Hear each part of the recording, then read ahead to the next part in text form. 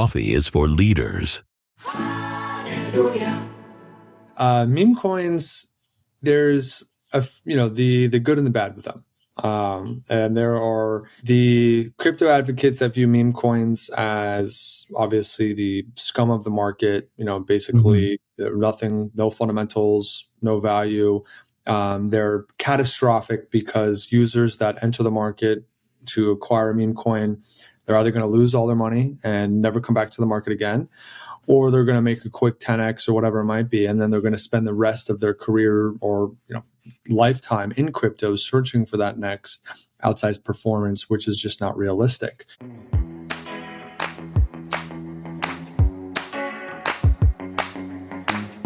Today's guest is Anthony Georgiades. He is the general partner of Innovating Capital, where he leads investments in disruptive technologies across cybersecurity, enterprise infrastructure, and Web3.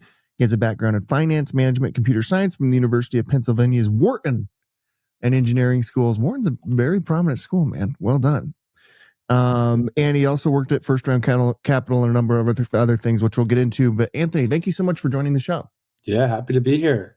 Hey, tell us how you became the general partner of Innovating Capital. You want the short story or the full story? Let's do the full story, man. So I was freshman in college, thought I knew a lot, as we all do, studying finance, business, etc. Wanted to start a company, built out, really a tutoring application, and that application was meant to be like Uber for tutoring at the time. Didn't know a lick of code or anything on the technical side. Long story short, got ripped off by my CTO, and basically 9 months into it, we're ready to release this application, and I realized there's no product, nothing's there. He's been kind of bringing us along for a great ride, and decided I'd never wanted to go down a path where I didn't really know what I don't know. Started to take some comp sci courses, ended up pursuing a more technical path. Spent some time on the venture side. Really fell in love with the world of early stage investing, just understanding the world from a much larger lens. What are things going to look like in the next 5, 10, 15, 20 years? Where are the key areas that are poised for the most disruption? And then decided I want to spend some more time getting even more technical. Went back, did a master's in comp sci and robotics, spent some time working on the product management side, but then stumbled across the world of Web3. Before it was called Web3, there was a early Ethereum dApp called the Golem Network, and I started to contribute to some of the open source repos, deploying dApps, getting familiar with smart contracts, etc. And just fell in love with this tokenized future of the world. There weren't a lot of funds that were investing in crypto at the time. This is 2015, 2016, and decided that I wanted to focus on really the next stage of deep tech, with a large focus on crypto and Web3. So launched Innovating Capital with really the mindset of being a first to find fund, extremely thesis driven with regards to what we do. And we really take more of a technical point of view in each of these sectors that we focus on, as well as each of the investments that we partner with. And so we'll take a look at the world of cybersecurity, enterprise infrastructure, Web3 infrastructure, and we'll spend a tremendous amount of time really diving into those verticals, understanding where is there demand, where are the things that are poised for technical points of differentiation and disruption, and really who are the top managers and operators that are really building upon that thesis itself. We typically look to back partners at a very early stage, partner with these companies, provide a lot of hands-on support at the most what I would view as nascent and vulnerable points of these companies' life cycle, pre-product market fit, pre-revenue, and really help provide as much operational know-how as we can, take them to that next stage of market capitulation.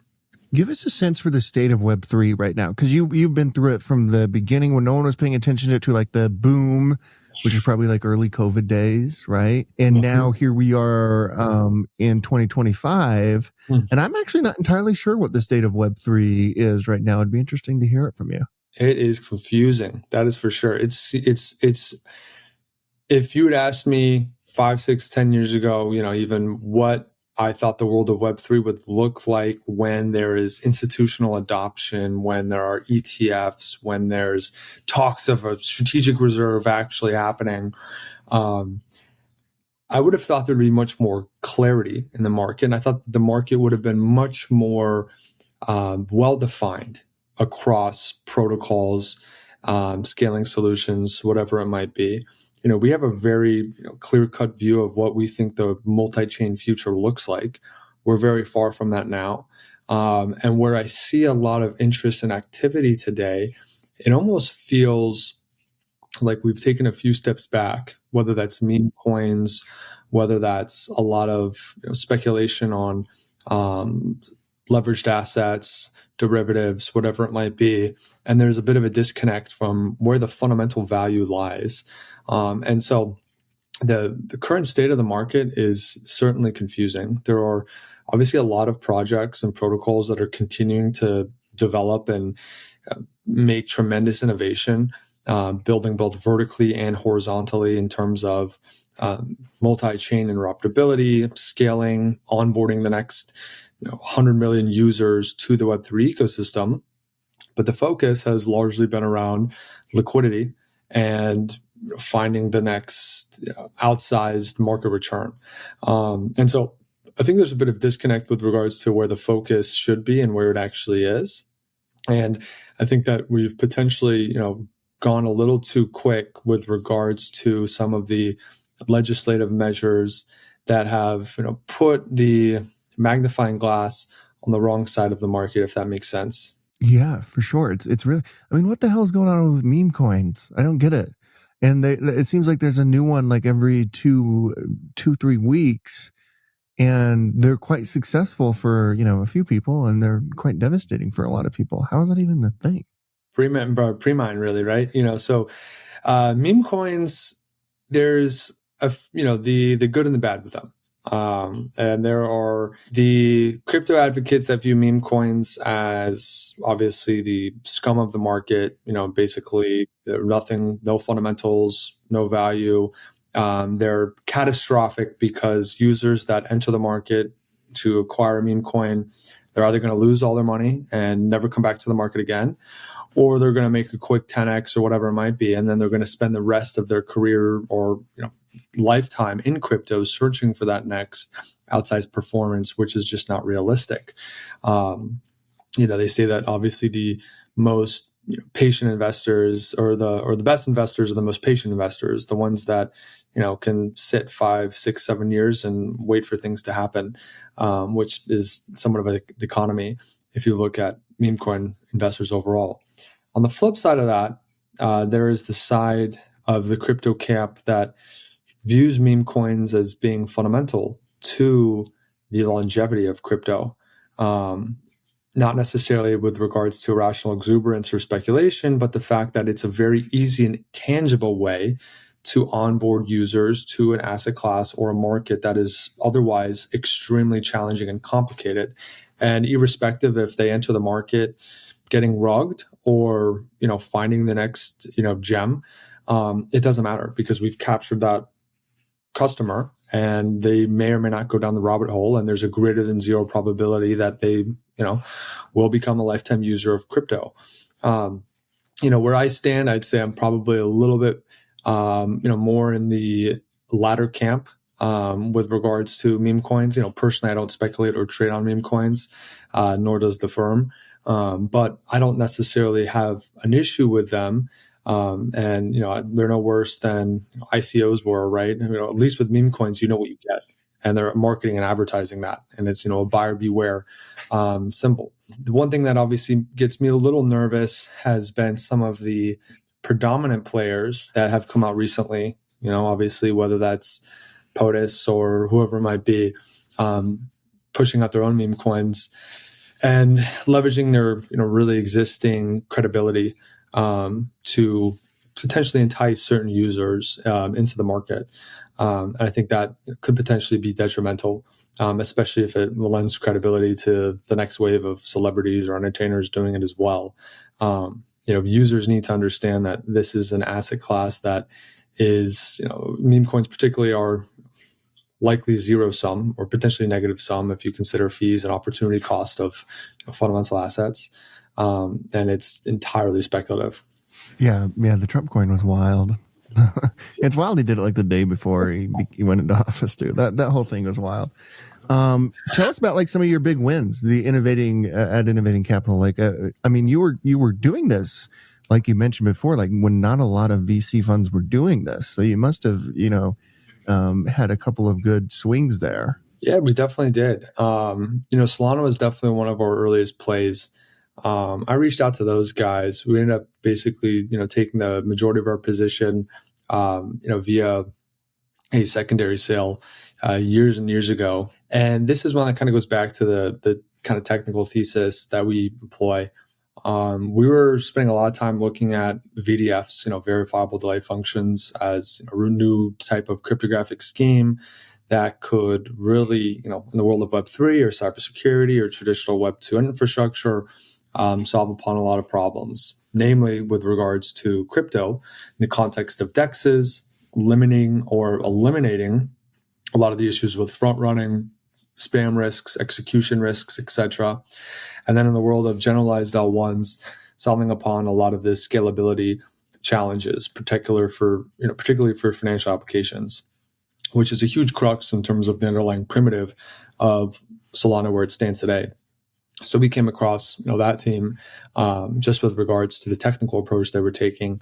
Made an early investment in them, and it's obviously proven to be it's a good win. Well done. Injective protocol is another one. Love those guys. Still large holders there. Eric Chen actually spent some time working at Innovating Capital before he spun out and started that. Love what they've been doing. That really ties into our thesis of the multi-chain world, but really having application-specific L1s. There's not going to necessarily be hundreds of general purpose L1s that each have their own use cases per se. There's probably going to be a handful that, have their different functions and use cases. Whether that's Ethereum and figuring out vertical scalability via a variety of L2s and L3s.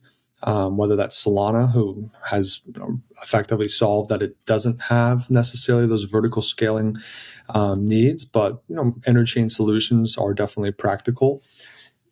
In any event, these L1s are going to require application-specific networks that provide particularly provisioned resources, whether that's compute, storage, data aggregation, whatever it might be. In the case of Injective, a very well-defined L1 focused on financial primitives. And so love what that team has done and what they're continuing to do today.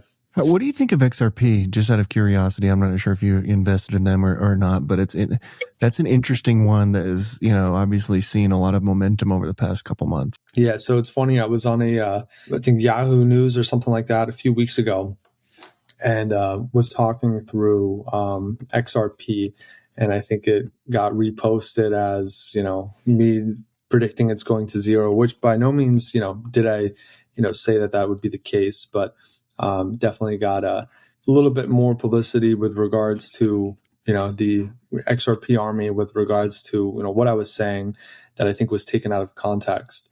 So definitely would love to use this time to give you my true thoughts on XRP.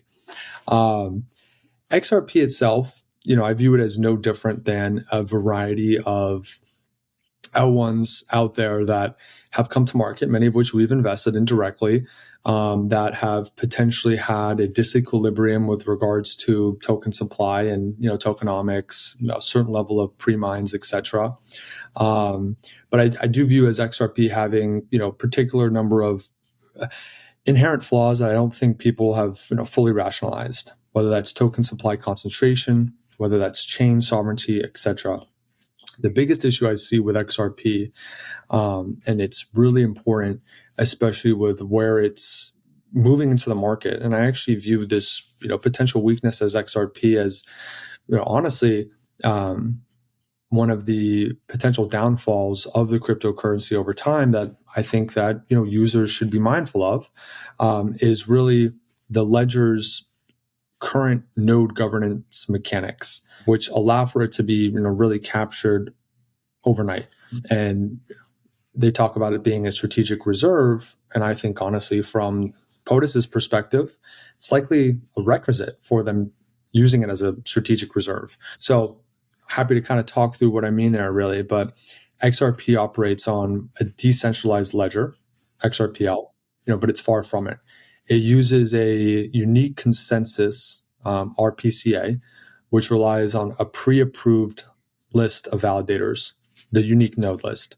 These validators, very similar to well-established POS or DPoS networks, validate transactions, ensure network integrity, etc. So what's really the problem here? That organization, right, Ripple Labs, and more recently, the foundation itself, curates and recommends that default unique node list to participants. So in theory, any node operator can choose their own unique node list, but the majority of operators are going to use the default UNL, just Ripple's recommended list. And this really creates a de facto reliance on a third party, centralized organization's discretion over validator selection. So, more critically, you don't really have any sort of on-chain governance mechanism for updating this list itself. And so you have a third party organization that really acts as a quasi gatekeeper overall. So if the government decided to come in and accumulate a significant, reserve denominated in XRP, it's most likely going to say that, we need to assert some sort of control over validator operations. We need to comply with, FinCEN. We need to censor certain requests. We need to deny certain transactions. We need to ensure that activity happening on the ledger is fully compliant with national laws. And it's much easier to do it based off of the reasons I mentioned. Curated UNL, 90% of participants use the de facto UNL, third-party organization selects that, etc. So you basically have a scenario where you might have a fully captured network overnight. You might have the inclusion of government control nodes as well to survey, censor, influence transactions, whatever it might be, and force the removal of others. And so the problem is, if this happens, the Ripple advocates and XRP advocates say that, there could be some sort of fork, or, the other participants in the network don't have to use that UNL anymore. Well, then all of a sudden you have this fragmentation of trust that's going to drive a lot of the active participants to effectively fork the network, use other UNLs. You're going to have latency issues, you have network instability, and really degraded performance, which would likely all result in a loss of network value overall. And so I see some challenges with how the current architecture is set up in terms of longevity, particularly being used, as a strategic reserve, which has been the talking point, and in most media's attention over the last couple of weeks. Right. What does a typical day look like for you, I wonder? Because, to have that extensive of knowledge, you must be reading constantly, on these things and kind of really going deep on them. Well, frankly speaking, the crux of what we do really does come down to being technically active with these projects, running validators for obviously networks that we're stewards of, joining active sets, being early champions of governance and on-chain mechanics and whatnot. And so, you learn about obviously these different consensus mechanisms, the various intricacies that one protocol might over the other, and try to understand and discern what's defensible, what's differentiated, and what's going to have staying power over time. And a lot of that we look at from more of a technical point of view than really just a pure market adoption point of view. And so I think a lot of the knowledge comes from both our active participation in these networks and mostly the fact that this is the stuff I'm interested in.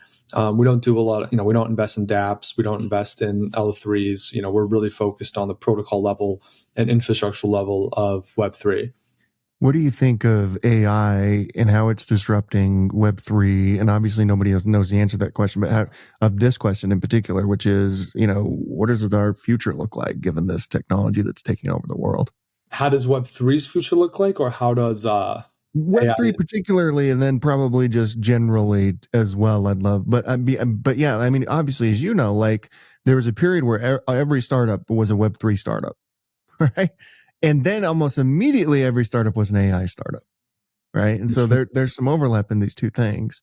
And I just wonder like how you think about AI affecting the Web3 industry and then just your general thoughts on AI overall. Yeah, AI has the obviously opportunity to disrupt every industry, and it's doing that. And it's funny, the way you phrase it, right? Where you see basically this sort of follow the herd hype mentality, NFTs, Web3, AI, whatever it might be. But the technological transformations of AI in terms of where a lot of the disruptions been going on has been happening for years and years and years. When I was at First Round, one of the first things we looked at was AI driven chatbots, and this was honestly like almost a decade ago, but it was too early, and there was a lot of issues with both hosting and hypervising and etc. And it just wasn't investable or feasible at the time. So it was really funny to kind of see what's happened in such a short time frame. Obviously, there's been a disruption and a lot of different laws out there as well that enable this to really take place. But to kind of go back to your question, AI is definitely disrupting Web3.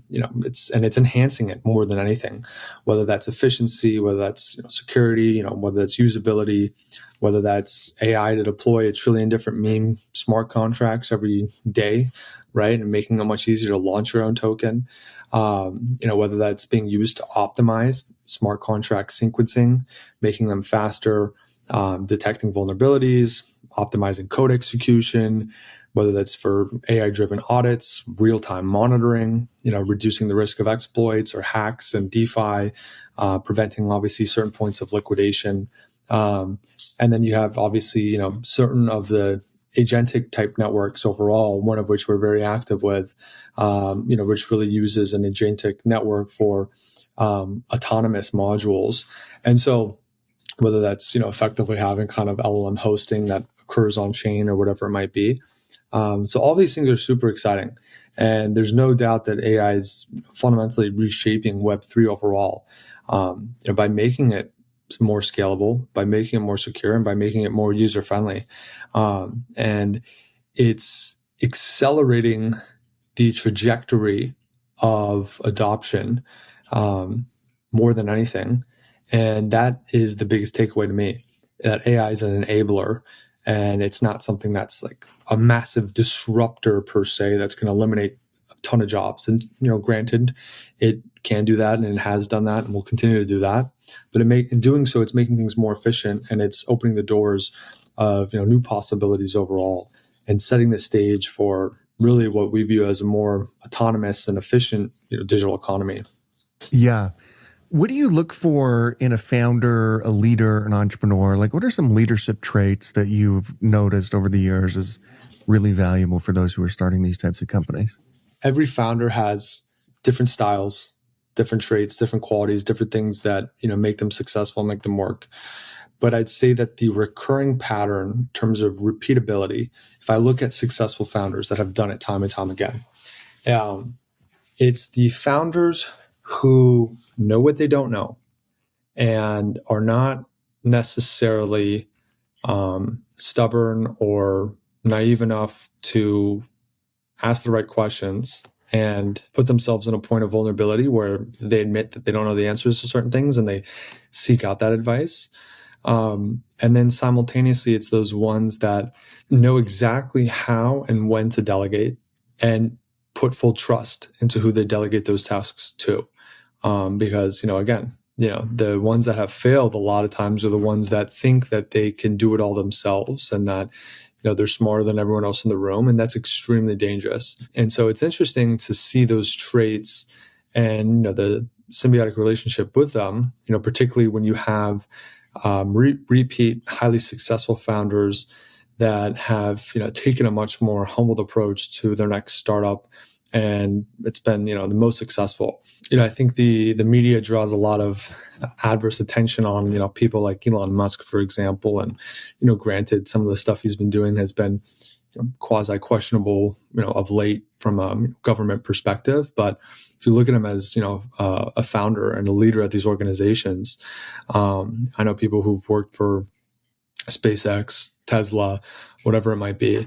And he was never quick or, never too slow to make sure that he delegated tasks to the next person in the room and relinquished certain responsibilities and traits to them, contrary to what it looks like from the media's perspective. And at the same time, was always willing to be kind of like a servant leader of sorts, spending hours and hours and hours on end, and nothing was beneath him. It was that kind of humbled nature that drove him to the next level. And I see it time and time again from our best founders and our most successful portfolio companies. Finally, we end every interview with the same question, and that is at CEO.com. We believe the chances one gives is just as important as the chances one takes. When you hear that, who gave you a chance to get you to where you are today? Who gave me a chance to get to where I am today? I'd go back to my mother.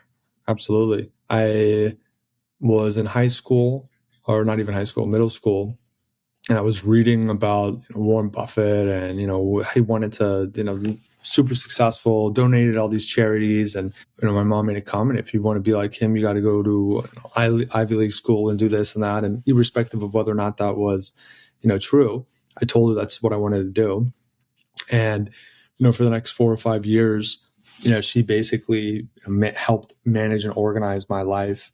We had this massive binder of book, whether that was academics or extracurriculars or charity or whatever it might be, but basically ensuring that everything I did was setting me up for success and leading me to really my next goal that I'd dedicated it to do. And very much time intensive. She was a single mother as well at the time.